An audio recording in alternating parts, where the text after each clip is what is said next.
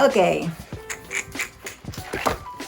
Hello! My update for building my business is coming along. I'm making steps, taking action. I just had my second business class yesterday. It was amazing.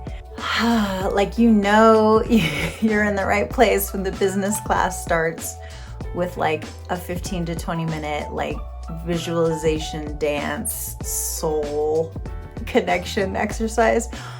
I'm all about it. Fuck yeah. Like, this is exactly where the group that I want to be a part of and what I want to be doing. I have been working on this business. It's all still in my notebook, but now I'm realizing that's where it has to be because it's beginning and a business is an idea. I'm developing so much content. I'm really excited. So today I'm going to talk about one book that I'm listening to that is really getting me going in terms of starting to shape the business. And the book is called Building a Story Brand by Donald Miller. How did I find this book? Okay, I was like, oh, what do I do? Where do I start? So I started like a mood board, pictures of things that I thought might inspire my business. And it was like, it fell so flat. I didn't know what I was doing. I didn't know why I was looking at pictures. I didn't know why. I didn't have my idea fleshed out yet. So it was sort of like I wanted everything to look cute, but I didn't have the concept nailed down. And so I realized that within like 10 minutes of doing this like vision board, mood board exercise, that I needed to take a step back and really think about what's the concept here? What am I trying to build? How am I trying to help people? I listened to a podcast episode about branding. And I thought, maybe that's where I need to start, is by researching what is branding a little bit more. And maybe that will help me with my mood board. I had no idea. So I'm going to link the episode that I listened to. It was a Chris Harder podcast. And the guest was Anna Nassery from Brand Up.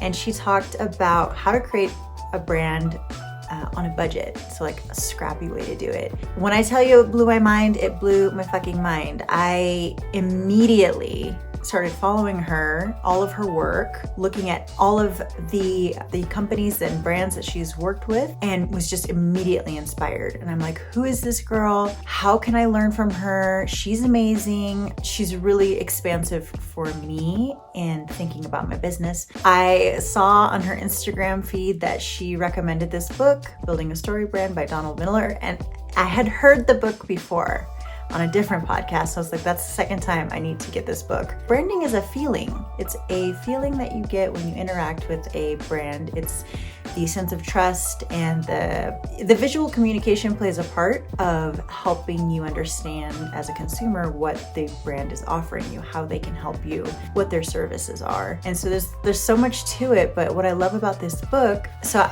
I'm jumping all around, but started with the Chris Harder podcast with Anna Nassery, then started following Anna Nassery, then found the book Building a Story Brand. And all three of these things are really helping me come up with a more concrete concept. And what I love about the Building a Story Brand book is the fact that the author approaches branding like writing a script. So the hero's journey, where your customer or your client is the hero. You position yourself as the guide and you walk them through the story of the experience with your brand. Man, I fucking love that so much. I felt like, oh my gosh, so many light bulbs. I was vigorously taking notes. Come up with so many ideas. This is really, I recommend everyone getting this book immediately if you are thinking about starting a business. I mean, there's so many business books out there. This is just one that really spoke to me. What I love about it is the steps are all outlined. And so the first step is determining, what does the hero want? And like I said before, your customer is the hero, you are the guide. Spend time brainstorming, what does the hero want in the story? The second thing is thinking about what are the obstacles that the hero faces on their journey. The author goes into such beautiful detail. He's an amazing storyteller. Basically, you start to brainstorm your client's obstacles, so what stands in the way of their success, and then you position yourself as the guide. And it's just a beautiful way to frame what you're doing. Because at the end of the day, you are, well, at least for me, I feel like, yes, I want a successful business. Yes, I want financial freedom. But the way I want to do that is by genuinely helping people, by genuinely offering services that can help others. So I feel that I'm making an impact, I'm living in my purpose. All of these things are just my biggest motivators. And when you think of business in this framework, it's so inspiring because you really do get to see how you fit in, what your purpose, how your experience really will help other people. And it's the first time I really thought about marketing in a way that wasn't, and this is a loaded word, but like slimy. I really, to be honest, I thought marketing was kind of slimy. Like, how dare they get into our psyche? But I think if you're coming from a place of wanting to help others on their path, you're just telling the story of how you fit into their lives. And it's my belief that if you create a business with integrity and honesty and your mission is to do good in the world, then it's not slimy. It actually just is truth. Yes. Okay.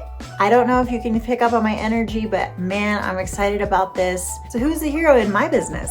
The hero are the conscious business owners who have online course offerings. Maybe they don't have experience in the education world or they don't have formal training, but they're offering something and they're teaching others and they're really passionate about what they're doing. The hero in my brand story is pouring their heart and soul into their course offering. They genuinely have a passion and interest in helping others learn. So who is opposing, or what is opposing, the hero of my business brand story? As an instructor, as a teacher for many years, one of the biggest obstacles is insecurity or imposter syndrome. It creeps up for everybody. This is a universal experience, I'm convinced. When you first start teaching, you can't help but sort of second guess yourself and wonder, who am I to teach this? What are they gonna think of me? So many insecurities bubble up. So that's one of the oppositions.